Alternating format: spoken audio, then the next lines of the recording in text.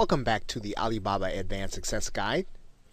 And in conclusion, finding a great product to sell is the key to using Alibaba effectively. Now, one important factor to remember is that you do have to do research on more than just Alibaba for long-term success.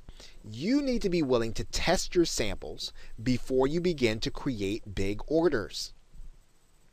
And this upfront process, it's going to take a while, but it'll be worth it because you will protect your seller rating and keep from making bad purchases.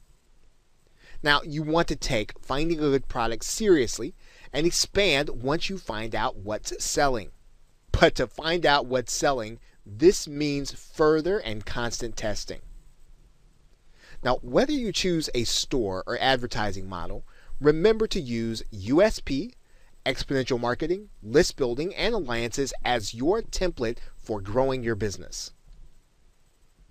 And then finally, consider developing your brand and niche from tangible evidence or data, not your intuition. Okay, so with that, thanks, and I will see you either in another video or in another course.